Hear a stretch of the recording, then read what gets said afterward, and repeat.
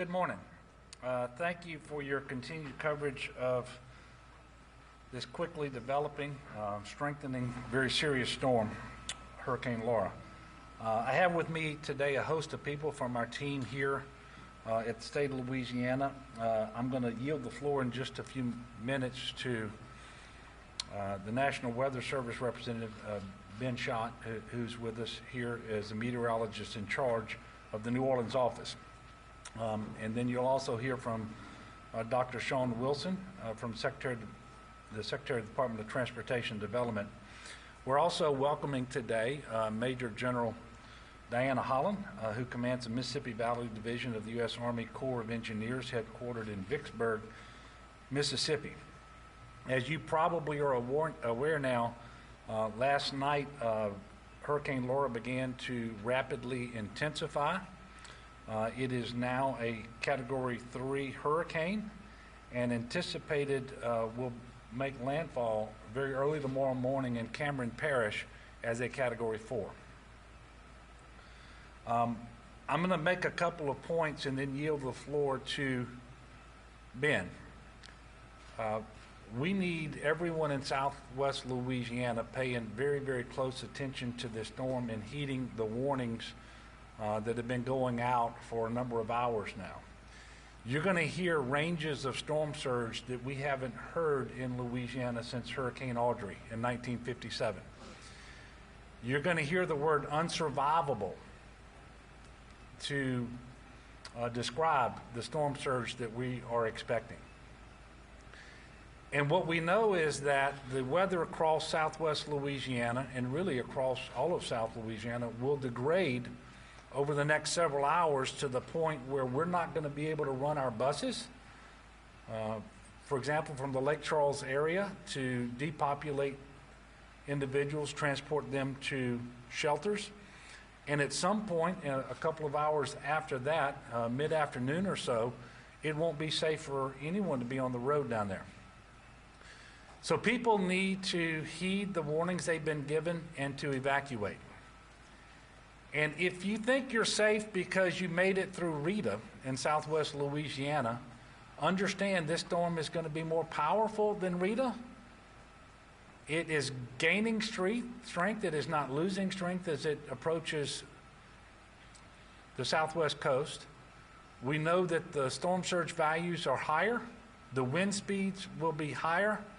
And so even if you built back stronger and you're up at 15 feet elevation, understand the storm surge is going to be expected to be 18 to 20 feet in that immediate area where this storm comes and makes landfall. We also know that it's going to hit overnight.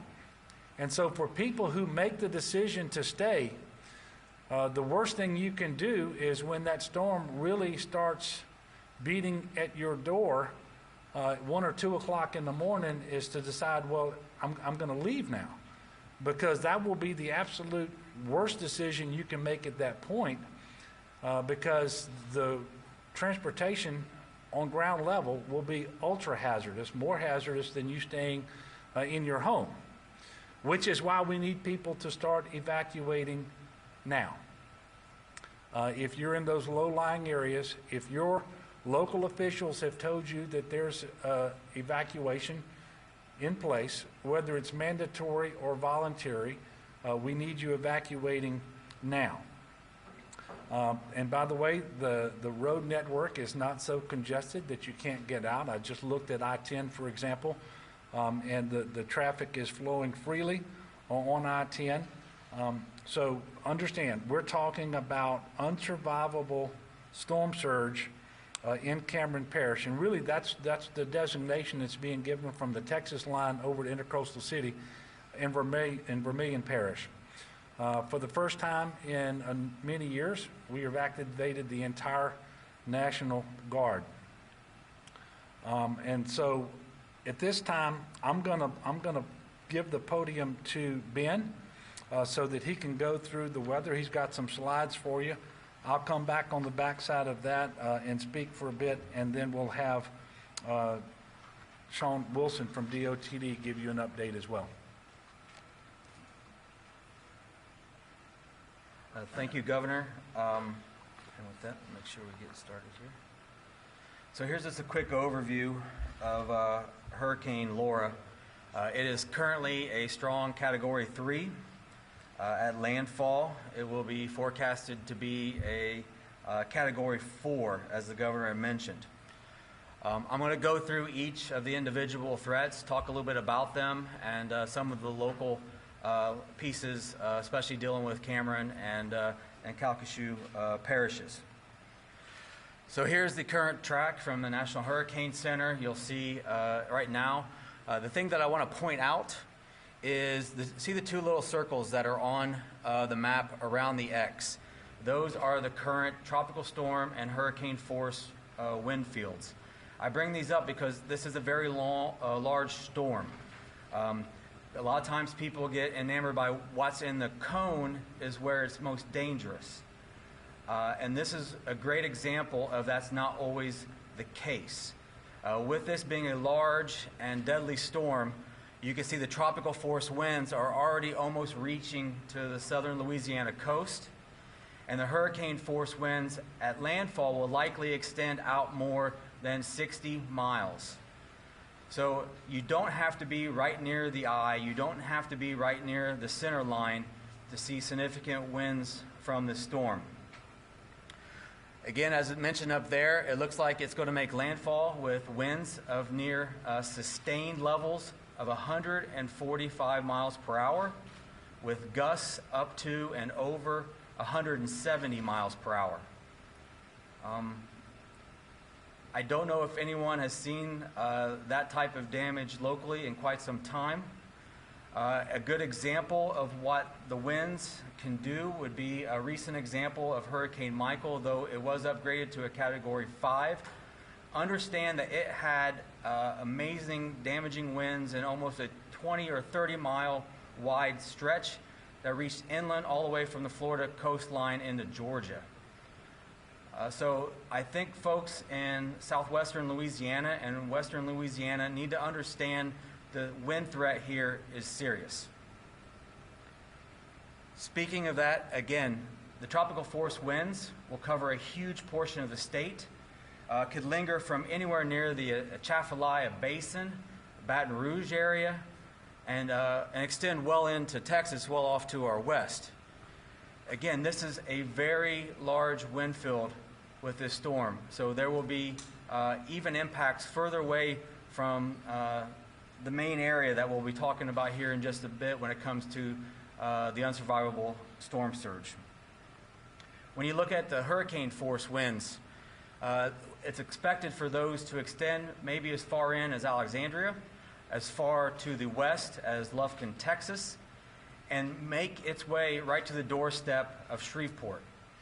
So again, we're talking a large area of hurricane force winds possible across southwest Louisiana, and I think the damage from this will be unfortunately devastating at a level that a lot of people will not be able to recognize the areas that they live in if these winds are realized for this forecast. Storm surge, as the governor mentioned, these numbers are unimaginable. To think that there would be a wall of water over 2 stories high coming on shore is very difficult for most to conceive, but that is what is going to happen as we move into the early morning hours tonight into Thursday. There will be a wall up to 18 to 20 feet at the highest point. Most likely, as you can see in this map here, zoomed in to Cameron and Calcasieu parishes, that the majority of Cameron Parish will be underwater at some point. And, you know, that is very troubling in the least. The red areas are 9 feet or greater of inundation. So I want everybody to kind of get a look at that map and understand what I'm saying here. So you see almost the entire parish shows possibly 9 feet of inundation from Hurricane Laura. That works its way well in to Calcasieu Parish. And there'll be places within Lake Charles that will see flooding that has not seen flooding before. Neighborhoods, businesses. The one thing that I want to point out from this is, again, that is if the track holds exactly as we see it. The strongest surge will be dictated by that track, but as we look at it right now, this is the most dangerous zone to be in when it comes to storm surge. And the word unsurvivable is not one that we like to use, and it's one that I've never used before. So this is what's most likely the worst case for Southwest Louisiana. As we branch out, though, I do want to show that, again, this storm has wide sweeping impacts well outside of the most dangerous zone that we just talked about. There will be life-threatening storm surge as far east as Morgan City. So even interests that far east, people that far east, need to be concerned if you have anything to do with what's going on at the coast right now. And there'll even be some coastal flooding and some issues of a more minor nature across southeast Louisiana and into the tidal lakes. Unfortunately, the maps that I showed you do not account for rainfall. Those are just storm surge. So on top of the inundation that is possible from Hurricane Laura as it comes on shore, we are looking at up to 10 with localized amounts of 15 inches of rain possible along the coastal areas of the state. So you throw all that fresh water on top of the seawater coming in, again, you can imagine the picture that this may paint. Inland, as far north as Shreveport, flash flooding will be possible. So again, all portions of western Louisiana need to understand that the heavy rainfall can create quick flash flooding. And as the governor mentioned earlier, if you are trying to travel in the heart of this storm, you are putting yourself and whoever's in that vehicle definitely at risk. And with that, I'll wrap up my comments and switch it over back to the governor. And before I do, I just want to double down on his comment about Rita. It is something that a lot of people will use that as their baseline. And I just want to kind of mention it again, that there is no way to be certain that if you live through Rita and that you're hunkering down today in an area that there was an evacuation notice, that you will survive. And so please, as the governor mentioned, the Weather Service recommends everybody follow all local officials when it comes to evacuation notices. Thank you.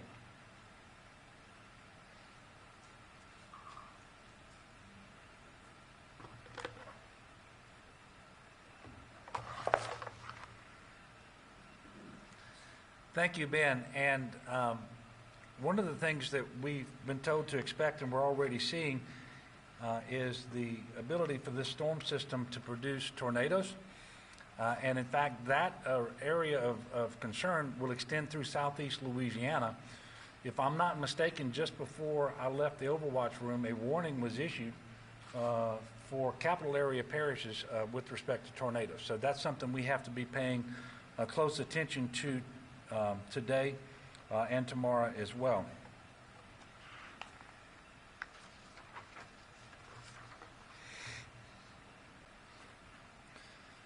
Obviously, a serious concern is people trying to drive on flooded roadways. It is normally the storm surge, it's people out on flooded roadways. That's what causes the most people to die, to be killed as a result of storms. So we're asking people to be particularly attentive to that. Do not drive through water if you don't know how deep that water is. It doesn't take much water to float an automobile. And you will sometimes lose control of the vehicle. It will be swept off the road because current is often imperceptible. And so we're asking people to be very, very careful about that. Certainly, do not disregard any high water signs or warnings that have been put in place by DOTD or by local officials. And remember that storm surge flooding is starting now in Louisiana. It's well ahead of the storm. It will just get worse over the next day or so, but it's actually starting right now in the lowest lying areas along coastal Louisiana.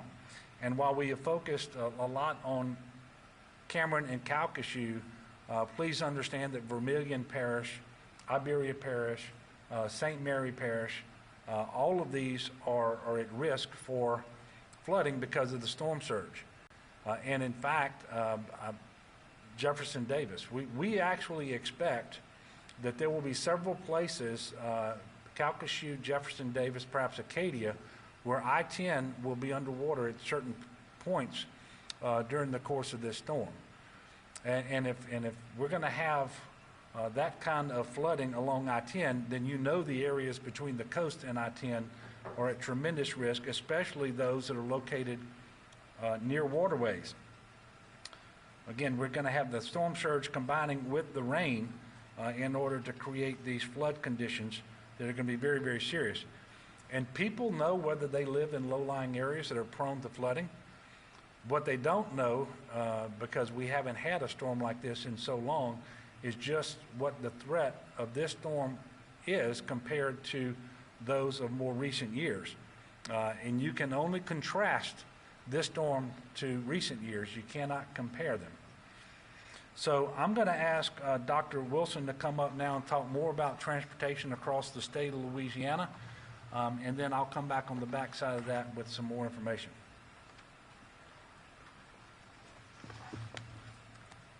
Thank you, Governor. You know, to highlight the point you just made about storm surge, we have sections of LA1 in the southeastern portion of the state of Louisiana with standing water already, and it's not raining. So you can imagine what we're going to expect. And if you reflect back to the National Weather Service slide that showed Cameron Parish completely underwater, it's about 180 miles of roads that the state is responsible for in Cameron Parish alone that will be underwater. So this is a very serious incident we're dealing with. From a traffic standpoint, we have begun detouring commercial traffic north to I-20. We've asked folks in Mississippi and Texas, we've worked with our counterparts in those states to make sure all of the signage on I-10 reflects that. Primarily going through Jasper in Texas and then I-55 here in Louisiana to get to I-20 to go east and west of Louisiana. And that's to prevent us from having to use precious resources to try and evacuate folks that are trapped on the interstate when, not if, but when we see water there. So that's a very important factor. If you have to travel, we expect folks to move very quickly in this evacuation, and we would want to keep as much capacity as we possibly can on I-10. With regards to evacuation, that window is closing, and it's closing very rapidly. The governor has worked very hard to make sure that we have all of the bus assets on the ground with staff at DOTD, and those buses are limited to 45-mile-per-hour winds. And before we left our UCG, they had their first gust coming from the first weather band. And we're going to maintain those buses as much as possible at the Burden Center to then evacuate. But pretty soon, there will be very few assets to get folks out on the buses so that we can use those buses to rescue people and then repopulate from New Orleans and all points east of Lake Charles. We are actually moving our parish-wide assets, the people, out of the Cameron Parish District and the Calcasieu Parish District offices into Acadiana to ensure that they have all the materials and equipment they need to work their way back in because of the winds. And that'll give you an idea that we normally hunker down in our warehouses and our facilities, and we're asking them to step out to be able to be brought back in safely. And then the last thing I want to share with you is that we're transitioning to the damage assessment phase, working with our federal partners to be able to assess the damage once we see this to try and reopen all of those places. We expect some serious damage along 27 and 82 in Cameron and South Calcasieu. 511 is still available, 511la.org. You will be able to find all of the road closures that are related to water, inundation, and when they reopen. And then we also will have our MAP patrol, our motor assist patrol, that will continue to work for 24 hours a day. And so to echo what the governor said, we want to maximize our resources. We don't want to have to rescue you, so we would evacuate you now, and we would encourage everyone to please take full advantage. Be careful when you do that so we can get you safely back home once this incident is over. So with that, Governor, that's some comments on transportation. Thank you.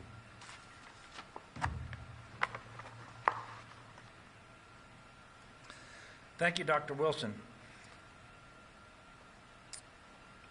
I also want to thank the National Guard for providing bus drivers, the work that's happened with DOT to provide the buses, and DCFS for the assistance we've been giving individuals yesterday and overnight to get them out of Southwest Louisiana and into non-congregate shelters. That's going to continue for as long as we can safely do it today, but that window is closing pretty quickly. We think we can keep those buses rolling at least till the 1 o'clock hour, maybe a little bit longer. We know it's safer beyond that for a couple of hours for individuals to get in their private automobiles and their own automobiles, I should say, and to move north and east to places where they can safely shelter. And we're encouraging them to start that movement now. And I will remind people that the roads are not congested. You will be able to get out. The CPRA is monitoring a total of 689 gates in the coastal zone, 410 of which are now closed.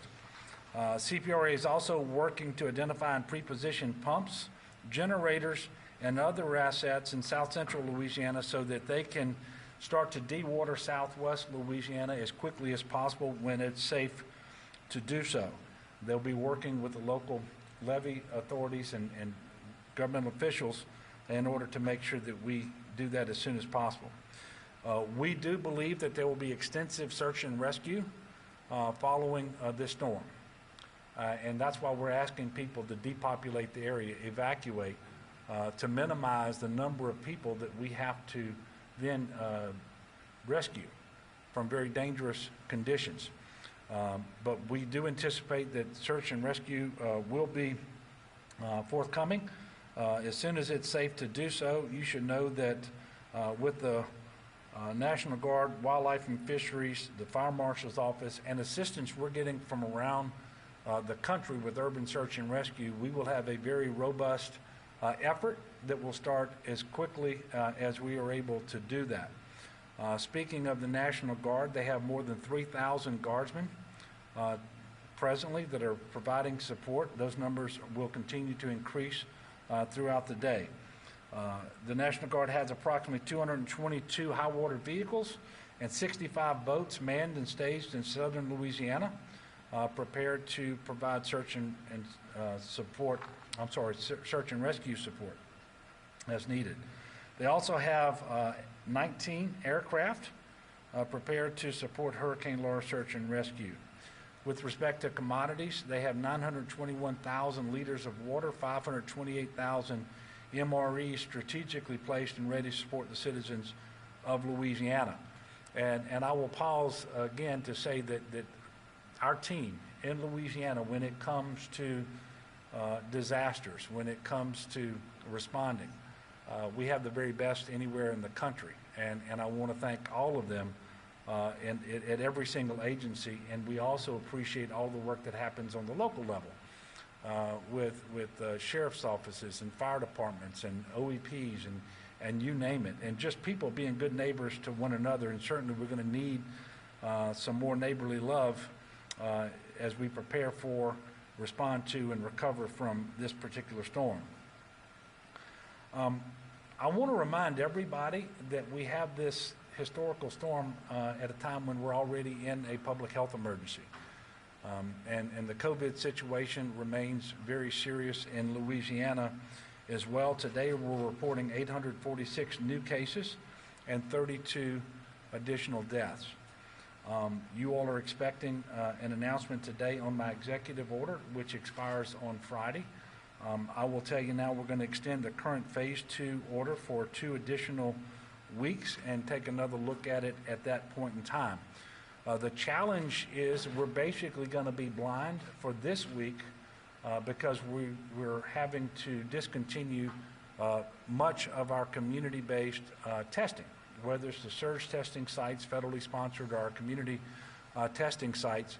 And this comes at a particularly bad time for us because it's 2 to 3 weeks since we resumed K through 12 education. And since we started moving young people back onto college campuses, this is when you would really want to be looking really, really hard to see those first signs of whether we're going to have increased cases, increased positivity. We won't be able to have that this week. Secondly, we know tens of thousands of individuals from Southwest Louisiana in the area with the known highest positivity in the state are now evacuating to all parts of the state and will be there for some period of time. Obviously, this poses additional risk. You should know that we already high, I should say red, in terms of new cases per that exceed 100 per 100,000 in population over the previous 7 weeks, and about half of our parishes continue to be red with a positivity of more than 10%. We also know that the next 2-week period will include Labor Day. We certainly don't want a type of spike that we saw on Memorial Day to happen while we are blind in terms of what the testing would otherwise reveal to us. So the prudent thing is to go 2 more weeks and then do an analysis of where we are, assuming that we're going to have the data necessary to inform the decision then. But we're going to be working really hard to do this. I will tell you that the recommendations from the White House are that we continue at our current level in terms of staying at phase 2 with all the current restrictions, including the closure to bars for on-premises consumption, the statewide mask mandate limiting gathering size, and so forth. And that was made very clear to me earlier this week with a phone call from Dr. Burks, who called us to discuss specifically the situation here in Louisiana. And of course, at that time, she didn't know, I guess none of us knew exactly how we would be impacted by this storm, and we still don't know. Because once the storm is over, I can only imagine that there will be hundreds, if not thousands, of more individuals who, because they're going to be rescued, we're going to have to put them in shelters, and we're going to continue to try to do that in non-congregate settings, such as hotels and motels. But there may be some period of time, maybe as a transition, where we're going to have mass sheltering available in the congregate setting. So we've got a lot going on in Louisiana. This is the appropriate thing to do for all of those reasons. And I'm asking everyone in the state, please don't get so, I'm not going to say distracted, because we need to be paying attention to the storm, but don't solely pay attention to the storm. Understand we still have this COVID situation. And everything we do, we need to be wearing the mask, we need to be practicing social distancing, good hygiene, and so forth. Incredibly important. In fact, it's more important now than ever before, not just because of all the evacuations, the sheltering, the activities responding to and recovering from the storm, but in the last couple of weeks, 1/4 of the state's population was re-engaged in the education process. So more than 1 million people are students or faculty and staff, K through 12 and higher education, and for the first time since March, they have been reactivated with respect to education across the state of Louisiana.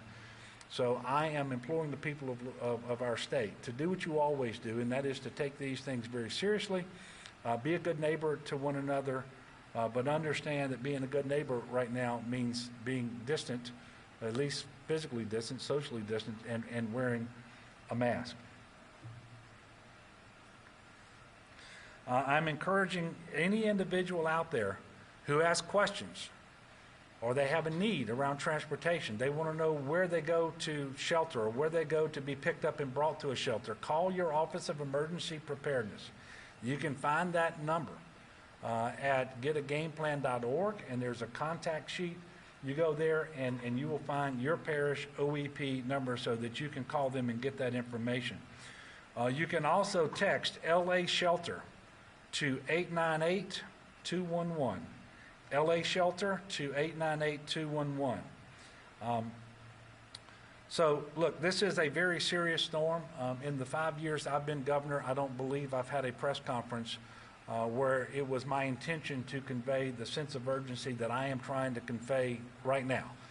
So if for some reason I've not done that adequately, I apologize, but I'm asking people right now to pay attention to this storm, to get out of harm's way if there's an evacuation order in place, whether it's mandatory or voluntary, and understand our state hasn't seen a storm surge like this in many, many decades. We haven't seen wind speeds like we're going to experience in a very, very long time as well. So with that, I'm going to pause to take your questions for a bit, and we'll remind you that you can direct your questions to anyone on the team. Yes, sir. How many people have been evacuated so far in the state is aware of, and how many do you expect? It seems like such a wide swath. Yeah, well, we know that we've got about 2,000 hotel and motel rooms tonight that we've contracted for, and we're continuing to contract for more as we find available rooms. Last night, we put up more than 800 in hotel rooms, and the vast majority of people, however, who evacuated are not asking the state for assistance. And there's a little difference anytime you're in a different part of the state. The vast majority of people who are evacuating from Southwest Louisiana, because we don't have a lot of public transportation there, they own their own vehicles and they're getting out on their own. So the best guess I can give you, looking at the traffic from yesterday and what I've been told today by parish leaders, it's tens of thousands of people who have actually left Southwest Louisiana, but it will probably be by nightfall tonight around 2,000 or so that we have assisted in getting out and getting into a shelter. And again, I think these numbers are going to go up after the storm once people have to be rescued from a house that is not habitable, and then we're going to be putting them up in shelters. Again, first priority will be non-congregant sheltering, but in order to transition and get them into those hotel and motel rooms where they're available, we may have to at some point open up congregant sheltering, which we will do. We're ready to do that if we have to. Yes, sir. In terms of National Guard troops being deployed and working as well, this mentioned more than 3,000. Where does that scale in terms of deployments in the past? We haven't activated the entire National Guard since Hurricane Isaac, but we're doing it now because we anticipate a need for very robust search and rescue efforts using the full array that they have: aircraft, watercraft, high water vehicles, but also we're leaning forward to restarting our community-based testing as soon as we possibly can, and so National Guardsmen are running those sites for us, both the federal surge sites and the sites that we're running ourselves as a state, and they're also doing work at food banks, and so we still are in this pandemic emergency, and that's why we're going to have the entire National Guard for some period of time. Understanding that many National Guardsmen in their 9-to-5 jobs, their regular jobs, are first responders, and many of them actually live in the areas that's actually being evacuated. So General Waddell is managing all of that and doing extremely well at it, I might add.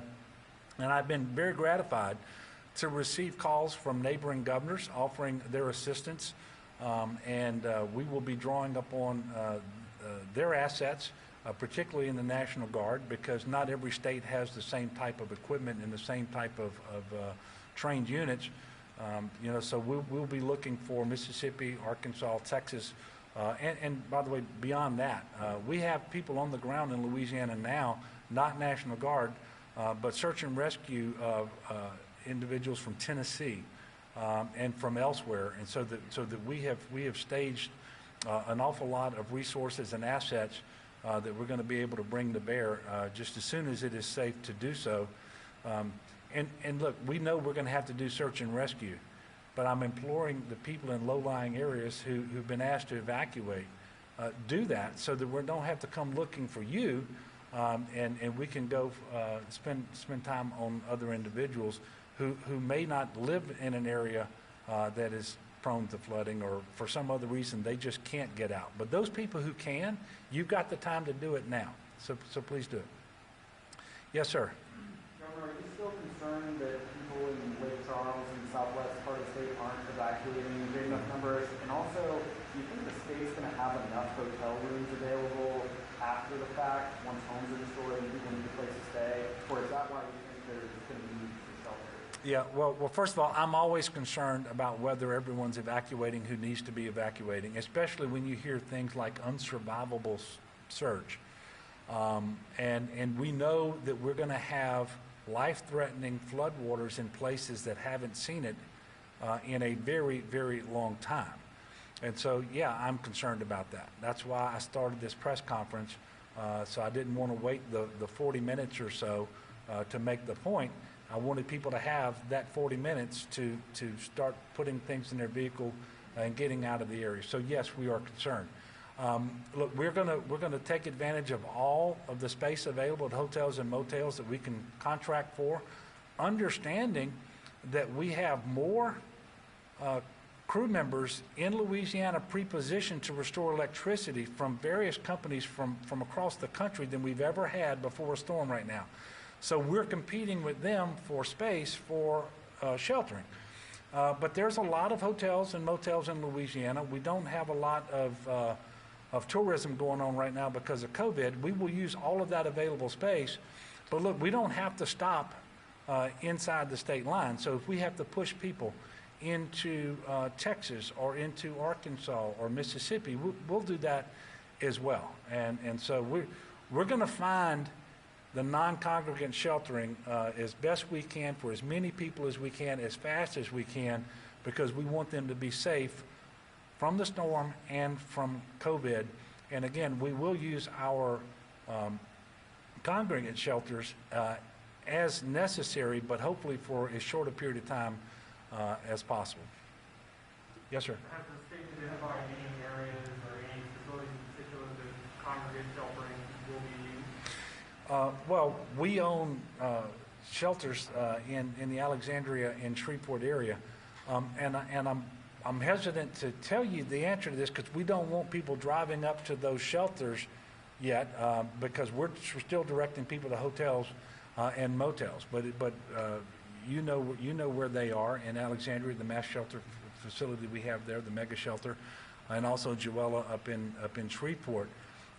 And look, there are some parishes that have shelters open as well, but we really don't want people using that congregant shelter unless it's an absolute last resort. And by the way, when we use them, we're going to make them as safe as they can possibly be during COVID, but we cannot make them as safe as if people are able to occupy a hotel room or a motel room and get those families together and not in close proximity to people from outside the household. But we're going to have masks, we're going to have distancing to the maximum extent possible, the sanitation is going to be there, and all of those things, but we just know that that environment is more conducive to the spread of the virus than a hotel motel.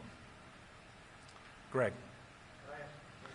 You certainly may. In fact, I welcome that. Benjamin, when you say there will be, if there is a sustained wind at 145 miles an hour with gusts of 170 miles an hour, what does that look like? You said that will leave some places unrecognizable. I assume that means structures. I mean, what does 145 miles an hour look like? I don't think most people see. It's a good question. I've been at this job for a while and done a lot of damage surveys, mostly of tornadoes. I've been here on the coast for a couple years. When you see a strong tornado and it's a much more localized event, speeds of that nature will completely level a house. The difference here there's some physics difference, but the thing is everyone needs to understand is that you're seeing sustained winds at 145. It's preying on every weak point of any structure, any weakness in any tree, and it's continuing and continuing and continuing for possibly multiple hours. Now, when the storm comes on shore, it's going to weaken. It's going to continue to weaken as it moves all the way up towards Shreveport before it finally becomes a tropical storm and is no longer a hurricane, according to the current forecast. So what people need to understand is that first 50, 60 miles inland, I'm not saying that every single thing that stands right now is going to be laid to waste. But what people need to understand is a lot of structures are going to be leveled. Trees in large swaths are going to be down. Power lines down. So there are going to be neighborhoods, there's going to be places, whether it be rural or in a town, that are going to be unrecognizable. You could drive by them today and drive by them in a couple of days and not realize you're in the same spot. And there's a history of this with all sorts of storms.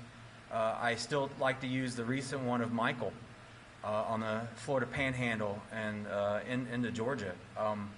Even to this day, they're still trying to rebuild and take care of things from that storm.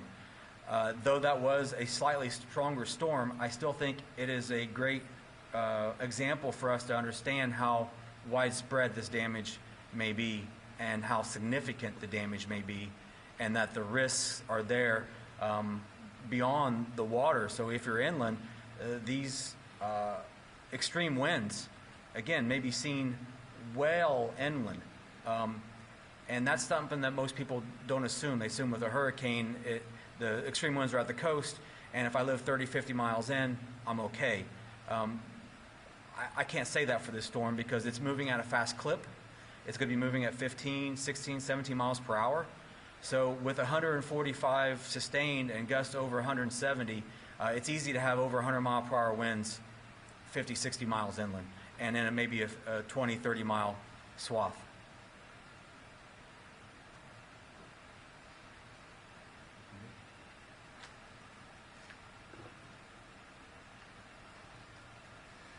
Yes, sir. Governor, have you heard from President Trump? I know that he approved the request. Did you talk to the president? I talked to the president on Sunday. I spoke with Administrator Gaynor yesterday. I also spoke with Secretary Carson yesterday. I will speak with Secretary of Commerce, Wilbur Ross, later today. I have not spoken to the president since Sunday, but they've been paying a lot of attention to us here, especially out of FEMA Region 6 in Texas. Our communication is good. It's more important right now that we're talking to the people in Southwest Louisiana because, quite frankly, what Washington can do for us, and they're already working on this, is all post-storm relief now. We still have a few hours left, but that's all we've got is a few hours to get people in a better position, and that's what we're focused on right now. Okay, so look, I want to again urge the people of Louisiana to take this storm with the seriousness that it clearly deserves. Put yourself and your family in the best possible position in the next few hours. That means evacuating from those areas that are under an evacuation order, voluntary or mandatory. And once it gets dark, understand the weather's going to degrade so fast and it's going to be so bad. The worst thing you can do at that point in time, if you're in Southwest Louisiana, is to try to leave then, because there will be many more hazards on the road. And look, it's going to be really, really tough in your house as well, which is why we're trying to get you to make the right decision now, and that is to leave. The second thing is you may not have good communications as the storm comes ashore, because telephone lines and cell towers and so forth may be interrupted. But even if you have good communication and you try to call for help, we don't typically send out first responders to help while an emergency, while a hurricane is raging. And so you're not gonna be able to avail yourself of assistance should you need it. And so we're trying to get you to heed the warnings now so that doesn't happen. And then finally, I would encourage people to pray for our state and for people all across our state, particularly in Southwest Louisiana. Look, when you get a briefing like Ben just gave us on what to expect from this storm, it's kind of hard to know what to pray for, but I know that we're faithful people here, in Louisiana. We know how to pray and for one another and for our families, and I encourage you to do that so that the impacts won't be what we just heard discussed, or that if those are the impacts, that the people who are vulnerable to it get out of the area so that we don't suffer the loss of life that would otherwise occur. So with that, we don't anticipate having another press conference today. We will if something changes, if there's information that we need to convey to you all. I would anticipate that we will have a press conference tomorrow. We'll give you the exact time on that. But just because we're not going to have another press conference from here doesn't mean people shouldn't be paying attention. Watch your local news. Look at the National Weather Service. Pay attention for directives coming out of your offices of emergency preparedness and other local elected officials. And when you get that information, use it to make the best possible decision and make those decisions timely, because our window is closing over the next several hours. So God bless you. God bless our state. Let's do the best we can, and I pray that the next time I speak to you all, we're talking about you know, how we were able to cope, and the fact that people did heed the warning and evacuate, that we were able to get them into safe shelters, safe from the storm and safe from COVID, all of those sorts of things. But we're only going to be able to have that conversation based on what people do over the next couple of hours. So God bless. We'll see you all tomorrow. Logic timescale, but the voyage into